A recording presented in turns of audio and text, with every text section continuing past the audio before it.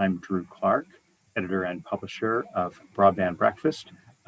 Really pleased to welcome you to our episode today for Wednesday, June 2nd, 2021. You go away 1 week and suddenly, the event explodes, right? We had a huge turnout last week for our discussion debate about Section 230 of the Communications Decency Act, and had a formal debate about the pros and cons. We're grateful to all who participated in that event last week.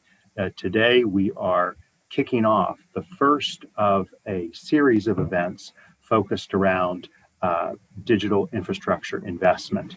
And in conjunction with that, I'm also pleased to announce that we have launched the Broadband Breakfast Club membership that is now available at the special price, founder's price, the month of June. Every day in June, you can subscribe to get benefits such as custom webcasts, such as special reports and content and discounts on upcoming events, including the digital infrastructure investment that we're beginning to focus on now. That's available for $49 a month, and you can get it at broadbandbreakfast.com/join. We'll be putting that up on the screen later in the program. But for now, I just wanted to tee that off. We're kicking that off for the month of June, and excited to welcome many of you, our regulars, to participate in the Broadband Breakfast Club. So back to June, we're focusing on digital infrastructure investment. And this is the first of 5 discussions that we'll be having on the topic. This one is Rural Roll-Ups. Has the Rural Digital Opportunity Fund accelerated mergers and acquisitions? And before I introduce those who are part of our panel, and we do have 2 great guests, one here and one's just joined us right as we speak, to kick off this discussion. But before we do that, and Ron, as soon as you can hear me, we invite you to turn your video camera on. We ask those of you who are not on the program to keep your video camera off for the moment for the discussion, although we will have an opportunity for Q&A later in the program. Thank you for being with us. Andre DiMattia and Ron Mays. They are respectively the CEO of Talkie Communications and the president of Advantage Communications. After I just say just a few more words about our upcoming digital infrastructure investment conference, I will turn it over first to Andre and then to Ron to discuss our topic for today, which is how the Rural Digital Opportunity Fund reverse auction through kickoff of a lot of funds for rural broadband may have or may be accelerating a trend towards merger and acquisition among smaller internet companies. And we'll hope to hear the perspectives of both Andre and Ron and each of you who are attending with us, either on Zoom or our other platforms, to be part of this discussion. So last point before we turn it to our guests is this week today, we're focusing again on RDOF and its role on mergers and acquisitions. In coming weeks, next week, we're going to be talking about the investment implications of a federal broadband infrastructure bill. Following that, about some of the innovative models in open access broadband networks. Following that, on June 23rd, we'll be talking about physical infrastructure and its impact on digital infrastructure. And on June 30th, 4 weeks from today, we'll be discussing real estate, 5G, and digital real estate investment trusts. So these topics, if you will, are kind of preparing the way for digital infrastructure investment. That is our annual conference that we hold every year in conjunction with the Broadband Community Summit. It will be held on Monday, September 27th in Houston and online. So you can register, participate to attend either online or in person in Houston as part of the Broadband Communities Conference. And so more details will be available for that. And again, if you join the Broadband Breakfast Club, you'll get discounts off the registrations for those conferences. So just to, again, tee what we want to hear. And now I'm going to go ahead and open it up to our 2 panelists. Thank you again for taking the time to be with us. Andre, tell us a little bit about Talkie Communications and your role as the CEO of it, and perhaps also how you see the Rural Digital Opportunity Fund affecting the prospects for you and other internet service providers. Oh, thank you very much for having me today. So, Talkie Communications is a CLEC in the state of Maryland. We are developing fiber optic to the home internet services in Kent County, Maryland, and Queen Anne's County, Maryland. We've been in business since 2012. We started out as a wholesale voice provider, and then we migrated over to fiber to the home phone service, and we're starting television hopefully in the next couple months. We are one of the largest winners in the state of Maryland and Delaware for the RDOF grants. So it was a $57 million grant over the next 10 years, and we'll be developing fiber throughout the county, almost all of Maryland and all of Delaware. In the next 6 years, we have to get that job completed. We're going to be passing 40,000 customers according to the FCC's maps. So it's a lot of work that we're doing. We've already started doing some of the census blocks now, trying to get ahead of the game. It's a lot of work. Talkie is unique because we have our own in-house construction team. We try to do as much work as possible in-house to keep the costs down. Even with the RDOF, the amount of work that we have to do is it's a lot of work. And $57 million seems like a lot of money, but it's really not. The return on investment in some of these areas that are so remote, it's $10,000 per customer home passed. So even with the grants, it's still not enough money to be able to serve the customer without putting a huge investment from our own company. And some of these customers, they're really rural, so it's really difficult to get to these customers. So without the federal government stepping in, these customers would never have the ability to get fiber internet. No private company would ever invest that kind of investment to be able to get one customer every couple miles. So it really works well. We are a member of the Maryland Broadband Co-op, MDBC. We're utilizing their network, their backbone network, so they are the middle mile provider in the state of Maryland. That gives us the ability to jump from one area to another area without having to build our own middle mile. So having them as a partner is really important. For instance, right now we're located in Kent County, and we're going to need to start building out in Allegheny County in the fall. Allegheny County is as far away as you could possibly get from Kent County, and without Maryland Broadband, there would never be the ability for us to even serve that area. We're going to be getting dark fiber and using transport over to Allegheny County, and then pick up from there and build out the last mile. This is an excellent introduction, laying the groundwork. And let me just ask a few questions. I got many, so I'm not going to ask them all now. But could you just speak about, the customers that you had before? And you mentioned 40,000 new customers per the agreement. But what does that do to the volume of people you're serving, Andre? Oh, it's huge difference. So right now we are located, like I said, in Kent County, and we're building up Kent County and Queen Anne's County ourselves with our own money. Building fiber is very expensive. It can be anywhere between $60,000 to $70,000 a mile to $110,000 a mile to even more, depending on the terrain. So without the RDOF, we would not be able to get the extra 40,000 homes.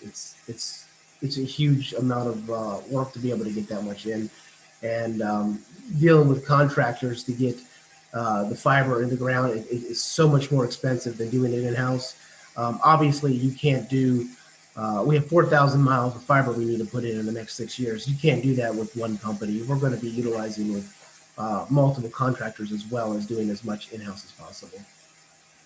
Well, thanks for those answers. And again, you point out 57 million may sound like a lot. Of course, it is 57 over 10 years. So I guess if you annualized it, I mean, obviously you need to do it over 6 years. So you got to kind of front load that clearly. But that's still, 5.7 million revenue annualized over a year for 10 years. How did you kind of get the, I don't know, for lack of a better word, get the gumption to bid for that much money in RDOF? What kind of prepared you and Talkie Communications to be successful to that extent? Well, we really wanted to expand our business, and we really care about the rural customer.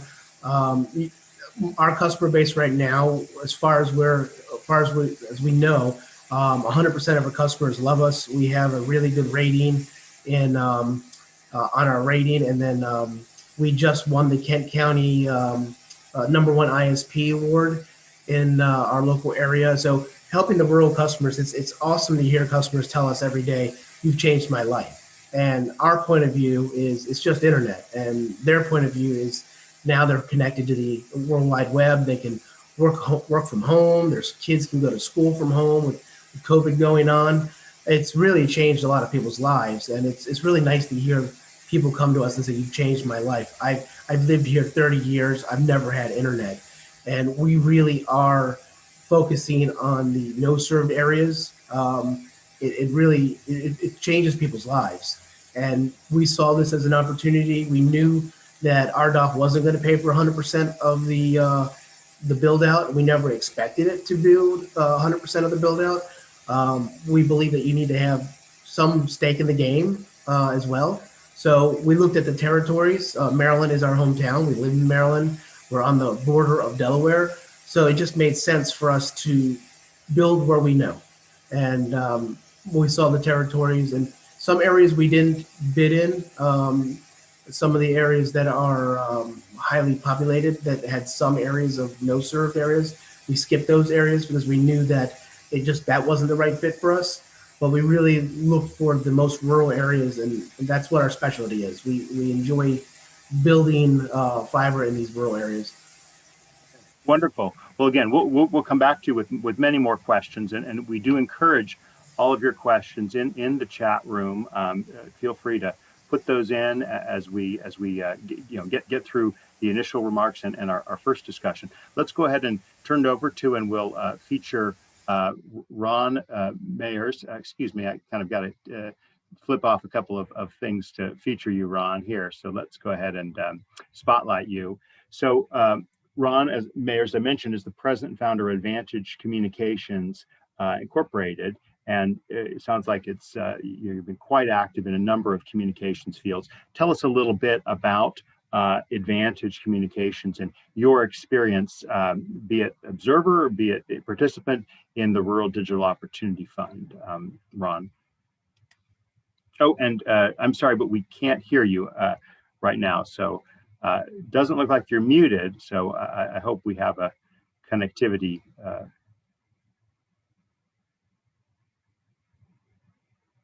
Yeah, I'm not hearing you, and we got a monitor connection issue here. So maybe we do you have another input point here that you can try on a phone or another device? Why don't we let you work on that for just a moment, and we'll go ahead and turn it over to Andre for just another question or two that I could ask you here. We're still not hearing you, Ron. So go ahead and chime in, and we'll let you know if we hear you. Okay, but we're not. So what I would recommend is just try on another device or another connection after you've verified the phone there. So Andre, tell us just a little bit about some of the role you've had in technologies. That's kind of what I wanted to get at, the technology mix, because you mentioned in your bio that you've had experience in DSL provisioning and maintenance, and you do say that Talkie offers fiber, phone, TV, and home security. Is fiber the exclusive technology, or do you use other wireless technologies as well? So right now we are 100% fiber optic to the home. We are mimicking the way the Verizon does things. I've started at Verizon in the year 2000 when DSL was all the rage. I worked in the provisioning team, so we got to learn how the back offices work, interacted with the technicians. I had a team of over 200 associates working for me and management employees as well. So it was really nice to see how the back office worked. Um, then after several years, I worked in the files departments and we did new products. I worked on a team of new products. So it was really nice to see how a corporate environment worked. After several years of 16 years at Verizon, my brother and I decided that it was time for us to do something on our own. And we started talking communications. We were solely wholesale only, wholesale VoIP services. So we didn't have any physical infrastructure. But as the time goes on, voice is a dying product. So we knew we had to do something different. And Kent County had worked out a deal with a company that created a fiber ring, and we wanted to piggyback off of the fiber ring and start building the last mile within our community. So that really helped spur the idea and the growth of starting to do fiber optics. We were really lucky. All the employees we hired were ex-Verizon employees. It wasn't done intentionally. And right now we are made up with all our installers are all Verizon, ex-Verizon guys, and all our construction team are construction guys that did this for a living. So we really got lucky. We have very talented people. We are using both GPON, which is your typical 1 gigabit internet services. We also are using XGS-PON, which is 10 gigabit. And so we have the ability to serve customers up to 10 gigabit per subscriber. Really, only people that need that will be businesses. The next thing that we're going to be doing is we're going to be mimicking what Google is doing. Google is starting to sell 2 gigabit internet service to the customer. Because we have an XGS-PON network, we're able to give customers, like I said, up to 10 gigabit. We're just waiting for the CPE to be widely available and the ONTs to be available. And then we're going to start adding another product, 2 gigabit per subscriber and 2.5 gigabit per subscriber. So these home users that really need a lot of juice will be able to get that on our network. And we're also going to be upgrading to Wi-Fi 6 when the CPE is available. And the difference between Wi-Fi 5 and Wi-Fi 6 is huge. You're talking 600 megabit over Wi-Fi 5, if you're lucky, up to 1.3 gigabit over Wi-Fi 6. So we're trying to stay ahead of the curve, trying to be the leaders in this area on the newest technology. We know not everyone's going to need 2.5 gigabit, but at least it's offered. And we believe that we're going to get some pretty good take rates with those new speeds. Hopefully thank you, and Andrea, and hopefully we'll get Ron in just a moment. But one more question for you is, could you talk a little bit more about the Maryland Broadband Authority? We did have a session about 2 months or so ago where we had 5 different broadband officials, and I believe we had Maryland's official on our program. I'll have to double check that. But tell us just a little bit more about, you mentioned, your work with the Maryland Cooperative. What's been most helpful or useful about that for you? The people are great. We work with the CEO directly. He's very approachable. He's a great guy. His name is Drew. They've been here from day one for us. They've accommodated us. They helped us get started with the fiber network. So what Maryland Broadband Co-op is a nonprofit cooperation that allows any internet service provider to join their co-op. And their mission in life is to bring fiber middle mile to these rural areas, where places that other internet providers would never bring it because it's too expensive. And Maryland Broadband has fiber throughout the entire state of Maryland, and I believe in a little bit in Virginia, a little bit in Delaware as well. They even have a fiber backbone under the Chesapeake Bay into Virginia. So they're a pretty big nonprofit. They don't compete against internet providers, which is very important. You would never want to have a middle mile provider also competing against you, and that's what makes them the most valuable. Is they're here to provide us either transport, dark fiber, or even the internet backbone to wherever we need in the county or in the state. We are, like I said, we're going to be in every single county except for 3 in the state of Maryland. And we're going to be using their POPs throughout the entire state. There would be no way a company, even with $50 million, for a company to be able to build out everywhere in the state of Maryland in the RDOF areas without someone coming before us building that middle mile.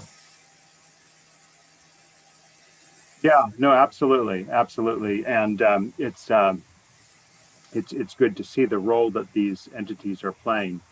Let's again, we're hoping Ron will be able to join us here with his audio. We're troubleshooting on that, but in the meantime, let's kind of drill into some of the points about our discussion prompt here. And Andre, what are your thoughts about some of the merger and acquisition activity that we're seeing in the internet space? Has that from your perspective affected either your current area or the area that you are kind of expanding into by virtue of RDOF? Actually, I haven't been really up on the mergers. We've been so busy with preparing the documents for RDOF. It's really something that we haven't been focused on monitoring. Do you see the marketplace? Maybe another way of putting it. Entered any numbers.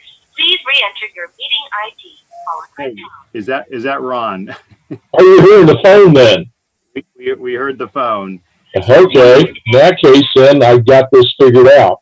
Andre, we'll come back to you momentarily. Ron, thanks so much for continuing bearing with us here. Tell us a little bit about Advantage Communications and some of the perspective you bring to the subject we're talking about here today.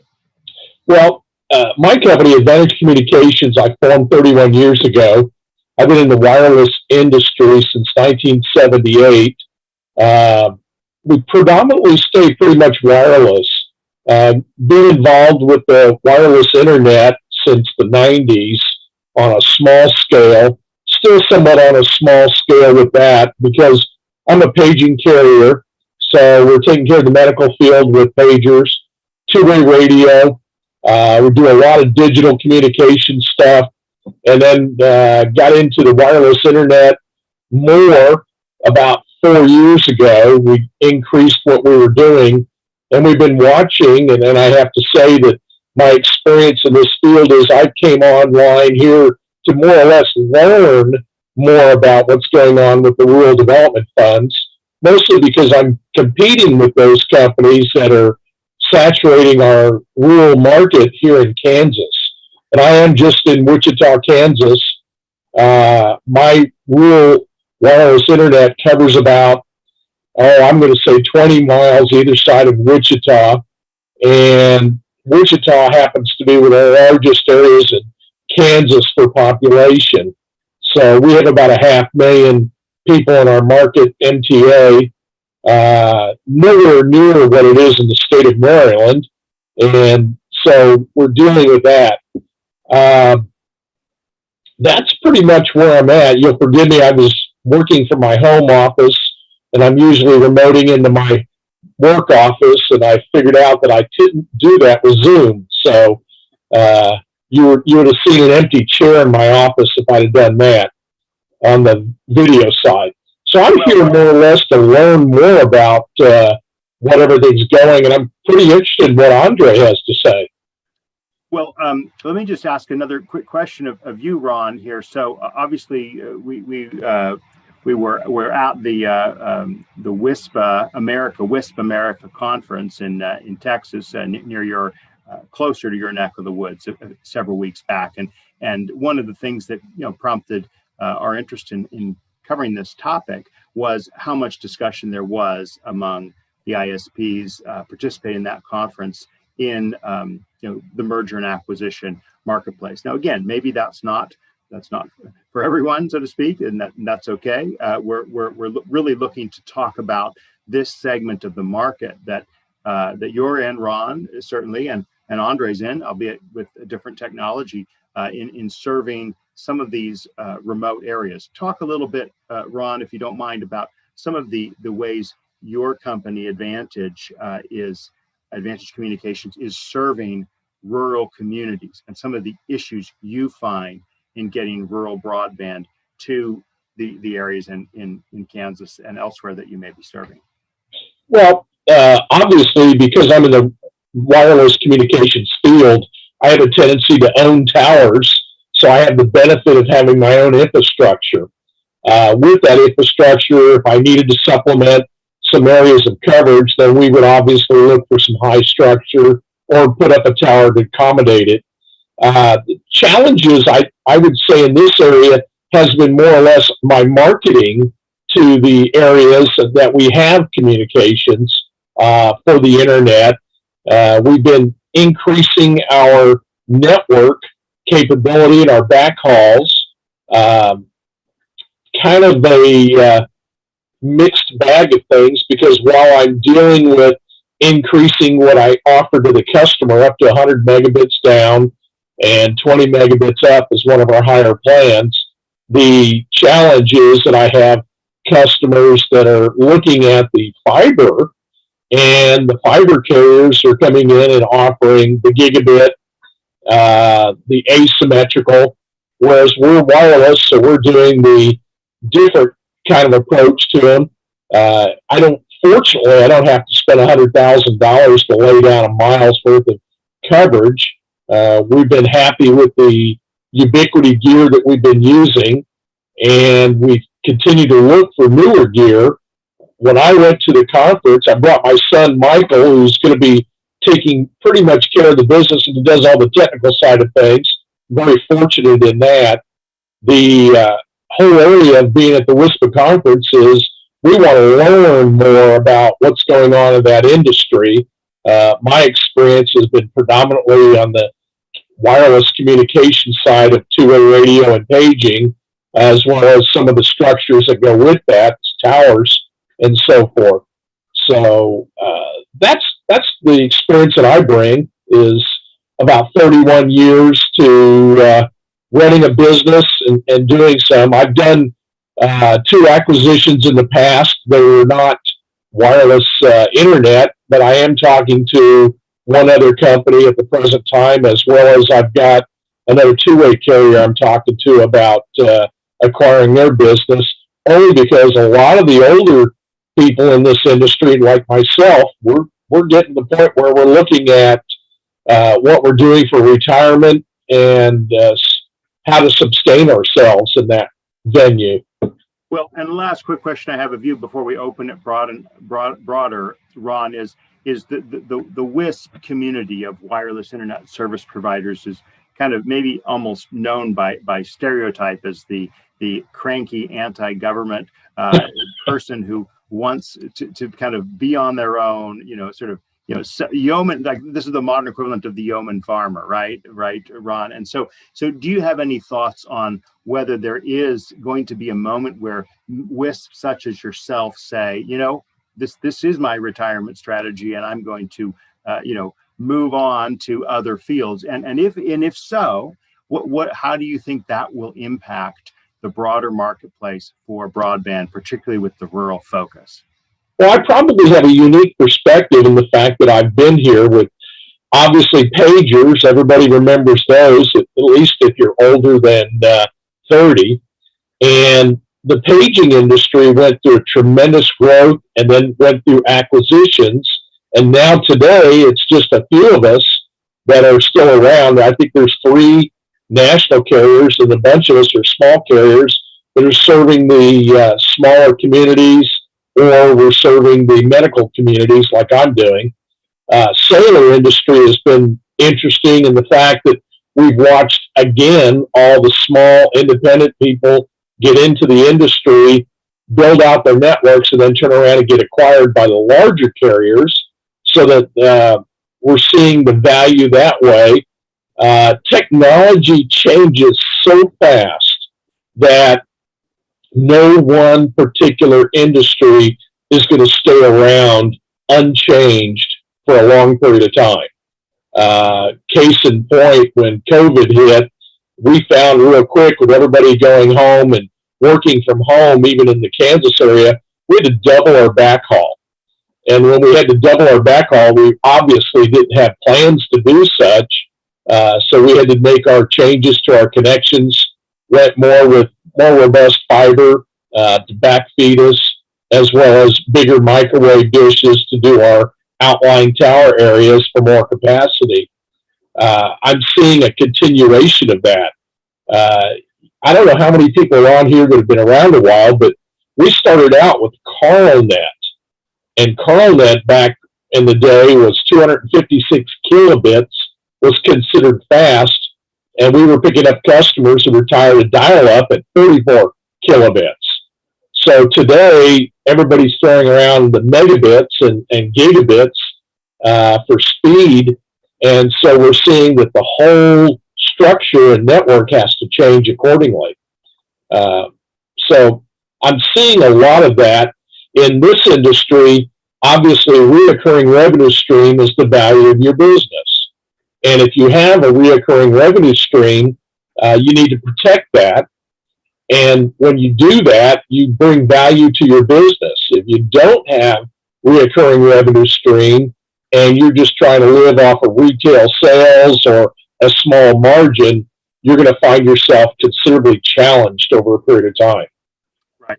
No. Thank you for these perspectives and these thoughts. Let's turn now to both of you, okay, and to the audience, those of you who would like to weigh in on this discussion. Obviously, we're talking today about rural roll-ups. Has the Rural Digital Opportunity Fund accelerated mergers and acquisitions, or more broadly, what will the impact of RDOF be, particularly on smaller internet providers, whether they're fiber providers or wireless providers?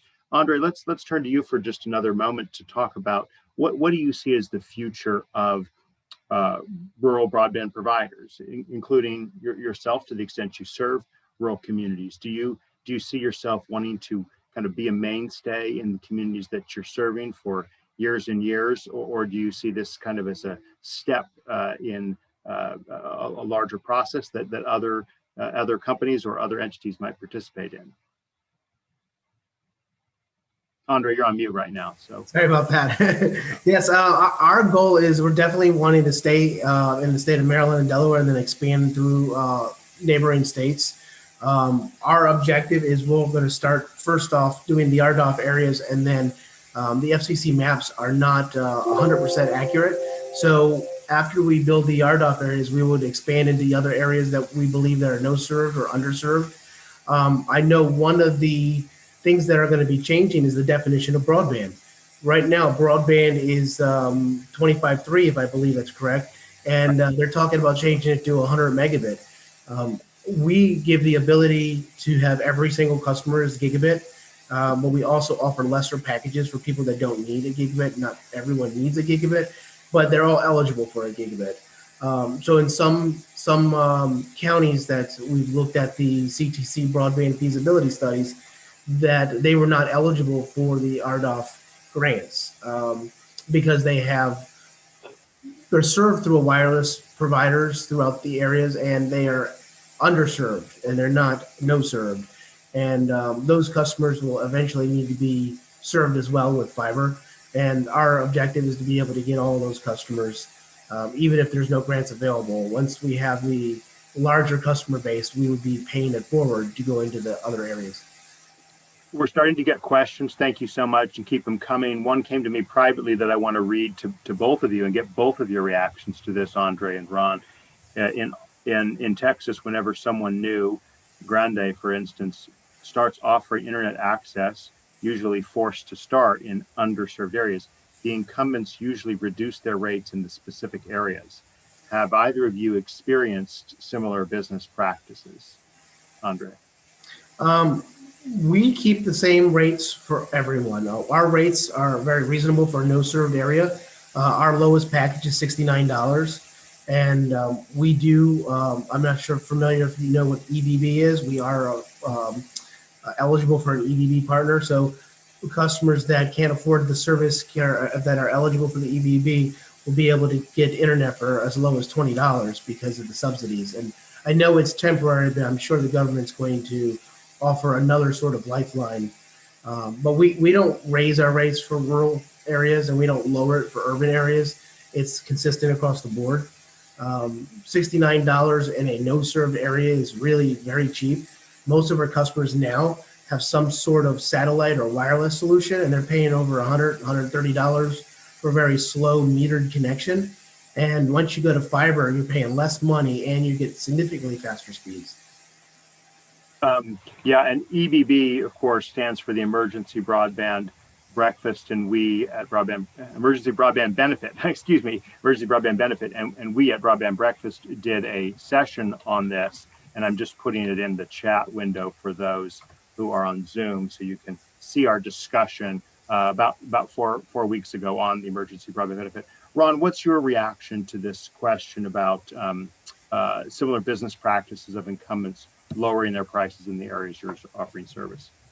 Well, I see that as inevitable. One of the things that I've noticed is we follow some of the Facebook groups on WISP, and we're seeing all the small guys start to talk about the larger companies, especially the ones with have fiber, coming in, offering a tremendous benefit plan for the new customers to sign up and get on service. And obviously they're being beat on downstream uh, capacity and other things.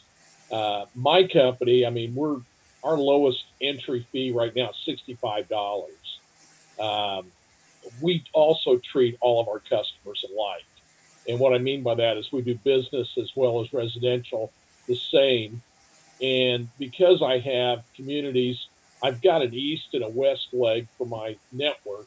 My east leg has the rural electric co-op competing with us on a wireless basis.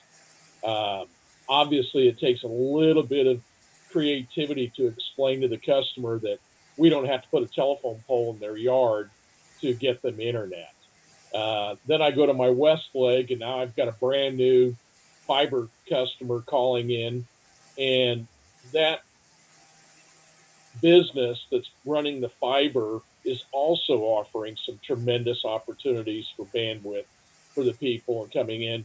But at the same time, I just tell my customer, I don't have to trench your yard to give you internet. So it's a matter of balance a lot of times, but I recognize uh, internet is a common utility.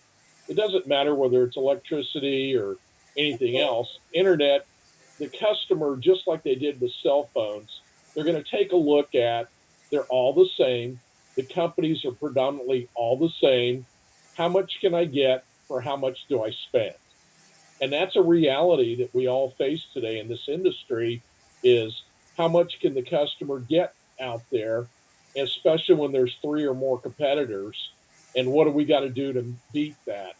I can give the best service in the world, but if I'm twice the price of the next guy, they're going to go with the other guy because they're not going to see the value in the best service in the world versus how much money they're spending for the bandwidth. Ron, what's your perspective on this question of speed and speed thresholds? I mean, Andre seemed to express excitement about a new definition because of the technology that he's using. Do you have the same perspective or a different one? I've seen demand for bandwidth go up significantly, especially in the last couple of years. I think as more and more part of the house and our lives become interconnected with the internet, we're going to see some need for that. My customers were running 10 meg and 3, and they seemed happy with that until they got the refrigerator, the water softener, the washer and dryer all connecting to the internet to tell them stuff. And then all of a sudden, they got the streaming TVs, and they found out they didn't have enough bandwidth. So we've seen an increase where customers are going to 25 meg down. I foresee in a year or two, 100 meg may be the minimum that customer needs. We have another question here from Mike Ugunji, who's actually a reporter at Broadband Breakfast. It's the first day with us, so thank you for chiming in with your question, Mike. He asks, how are your companies different from your competitors when providing rural broadband to underserved communities? Andre, you want to take that question? Yeah, there are no competitors in the rural broadband. There's no return on investment. Like I said, I work for Verizon, and everyone keeps saying, when is Verizon coming over here? Verizon's not coming over here. We're a small company. We see a community of 20 as, wow, we hit the gold jackpot. Verizon sees a house of 20 like there's no way, there's no return on investment. We're able to do what we do is because we do keep costs low. Every penny is watched. We do our own construction. We do have specialized tools to do this, so we keep it as cheap as possible. But nobody wants to come to these areas. That's why you need the grants. Without the grants, the return on investment is just not there. Um, we've targeted the major areas in and where we're located right now with most of the communities. But the one-off farmer, which we have lots of, they're never going to get service without some sort of help. Yeah. I want to get Ron's reaction, but first, let me just ask: would you be willing to share more about these specialized tools and cheap, low cost methods? Because one presumes that they're usable elsewhere. What can you share with us about that, Andre? Well, so we have our own, and you can take a look at our Facebook page. We post a lot of that information on. Feel free to share the link here, in the chat window, or send to us, and we'll post it on the site where this video lives, so that we can keep that. But go ahead and tell us more. A typical internet provider does fiber typically uses contractors. It's a huge investment to have your own construction company, and it's just one of those things that we always like to keep costs as cheap as possible without cutting corners, and we'd like to provide the best service. So one of the ways to do it is what is your main cost? It's construction cost, and the construction cost is labor. So if you have your in-house construction team, you get to save on that labor. So we have 4 directional drills. They are the tools that we use to bore the conduit into the ground, and we have that 4 of them in-house. We're trying to get up to 12. We have 2 Ditch Witch RT125 and the RT115. And what that is a very large tractor with a vibrating blade on the end. So in the rural areas, you want to plow. It's a vibrating plow. It's not open trenching, so it makes very little of a footprint when you're there. And we can get up to a mile and a half a day, putting conduit in the ground with one of these plows. When we use the drill, you can probably get 1,000 feet a day. So it's a huge difference. And by having our own in-house construction team, we're able to keep that cost maybe a fourth of the cost of having contractors. Another problem is you're going to have a hard time finding contractors as soon as the RDOF grants are released. Everyone is competing against these contractors, so you're at the mercy of a contractor. We have our main contractor that helps us, so they're on board with us. They've got 12 drills on standby waiting for us. Combined with their resources and our resources, we're able to get this job completed quickly. Great. No, thanks for sharing, and we look forward to directing people to the link as well. Ron, what's your perspective on this question about how you're different from your competitors in offering rural broadband? Well, I think we're different in the fact that when we go out to a customer and do a survey, we can tell them exactly what high speeds we can get. Pretty much being truthful with the customer, what we can do. We try to always give the best service. We respond to them all reasonable hours. Another perfect example is we had a storm come through over the weekend, and unfortunately, as it is with towers and this equipment, you're going to take a hit. So we did a climb yesterday, and we're able to replace the access point, and so we're down basically less than 24 hours. That's pretty unusual when you're dealing with towers. I don't know about the fiber guys. I mean, as soon as somebody cuts their fiber, I think they've got a headache with coming in and splicing it and getting it fixed about the same time. So that's something that I think we all have to look at, be cognizant of, and we're giving a service. One of the things that I found that in the rural areas, and Andre pointed it out exactly, is there's miles and miles between a lot of things. And in Kansas, I mean, we get farmland that basically is a mile, one farm per mile. And most of us, if you're running fiber at $100,000, that's not realistic. But if you're doing wireless, I can reach quite a few miles. My reliable coverage, I try to keep within 4 to 5 miles of my towers so that I can get to the customers and give them good service and speed. At the same time, though, I look at what the cellular companies have said, And I find it ironic that cellular came out in 1983. That's 50 some years ago. And they still today try to tell everybody in the government that cellular has all the answers for wireless, and yet they don't cover geographically everywhere. So my answer has always been on the cellular competitors. It's, oh, okay, they're going to give you 5G and they're going to do some things. They haven't covered this area with a phone for 50 years. What makes you think they're going to get you data? So I've got a pretty canned answer on a lot of that.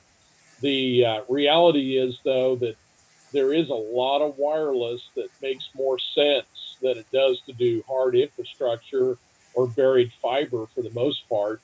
I think once the rural funds go away from the government, it's just like Andres pointed out, and a small company is not going to be able to do that type of construction cost and recover their money and stay in business. Ron, give us a little more of the flavor of the areas you're serving, right? And what kinds of speeds you are getting. Okay, you've said you don't believe fiber will work in your model, but what kinds of speeds are you able to deliver, and how do you plan to kind of raise those to meet new demands? We're currently offering a package of 100 megabits down and 10 to 20 megabits up, kind of give the customer a choice. Uh, Customers that are heavy with their cameras and a lot of other details working from home that need to do uploads will get higher speed.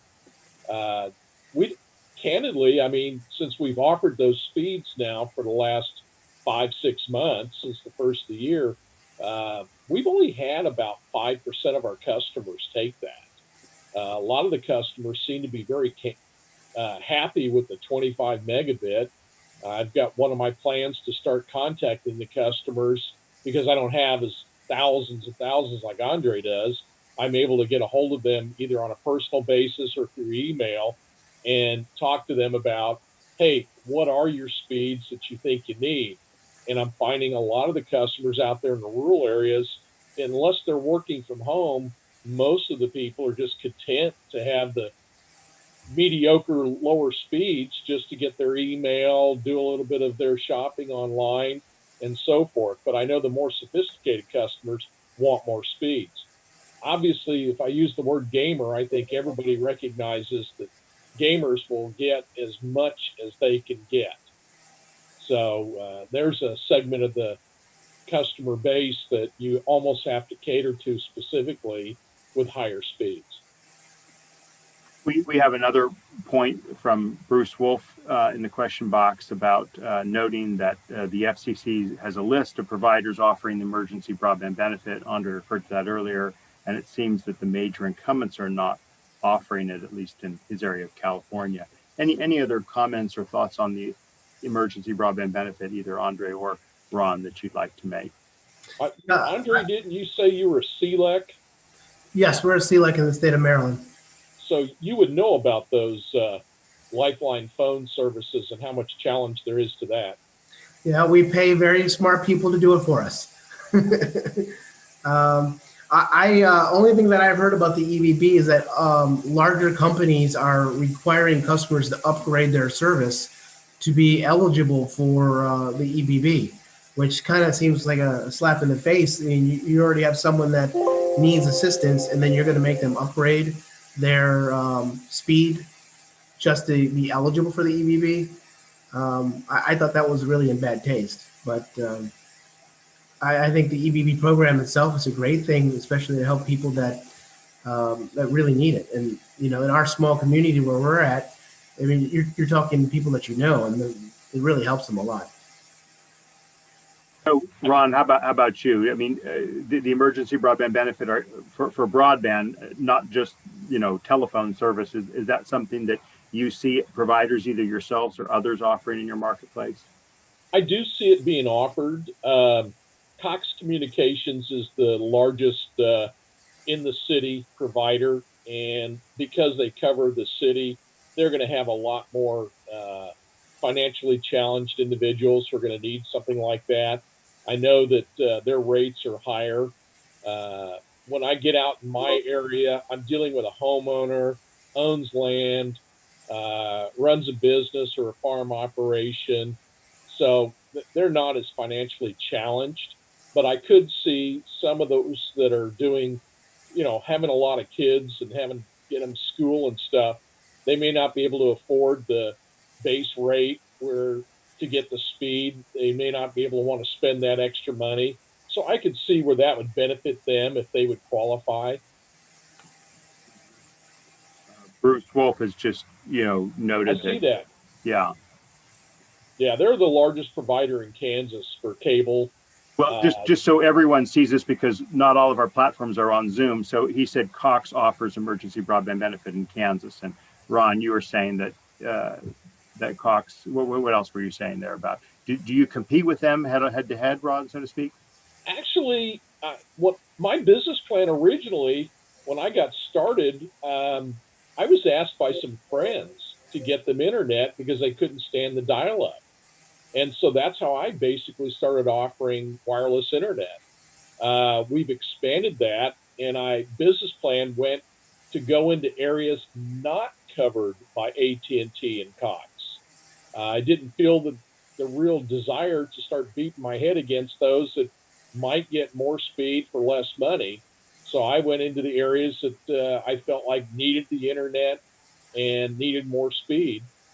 Right now, for the wireless side, on my west and east leg, I offer the most speed plans available over the other wireless providers. But I have competitors that are like three or four competitors in the wireless internet in each of these areas. And so there we just try to be competitive on price as well as offer the better service, and that works. But obviously, I think that that plan is not going to work for those that get fiber. So my hat's off to those who can do the fiber and maintain it. Well, we're nearing the end of our time here together. We appreciate Andre and Ron being with us, as well as all of you for participating. As I said at the top, this is the first of five sessions that we're going to have in the lead up to our digital infrastructure investment conference in the fall. And so we're kind of building momentum for this, and we're also promoting the Broadband Breakfast Club, and encourage all of you to go to the URL that I'll put in the window just now that you can go to. But let's hear from Andre and Ron any kind of closing thoughts you have on our general topic of the Rural Digital Opportunity Fund, its impact on small internet providers like yourselves, and how you see the landscape potentially changing, and things you'd like to see change, things on a policy or governmental level, as well as on a business and marketplace level. So we'll turn to you, Andre, first, and then Ron. Okay. Well, I think it's great what the government's done with helping out the small providers. The small providers are the ones that are going to be getting these areas. The larger providers have no interest in these very rural areas. So I think that's really good that the government's done that. I still think there's still more to do. I really believe that 25 megabit is not enough for today's world. It's good enough to get by. But we find that you offer more speed to the customer, they want to do more things. We started offering 50 megabits was our base package, and then we grandfathered that package out because customers wanted to do more and more and more, and they wanted the slowest speed, and they're like, it's just not enough speed. So I think one thing I'd like to see is the definition of broadband change to 100 megabit. When I started at Verizon in 2000, we were offering 600 kilobits per second, and everyone's like, wow, that's awesome. Could you imagine if I offer that to you today? You're like, keep it. So I definitely think as time goes by, I think we need to raise the limits. So that's really what I like to see. Well, thanks for being with us and telling about your experience in it. And it's a very inspirational story that you're telling about how, no one's serving these areas, and you're out there and you're stringing fiber and taking advantage of opportunities, connections with the Maryland broadband entity and others. And thanks for being with us. Let's hear from Ron before we close out. Well, I'm impressed with Andre. I think he's going to end up being one of those big carriers the way he's approaching his business plan, and it's working. The rural development funds, I mean, that's a real good thing for the government to do to people.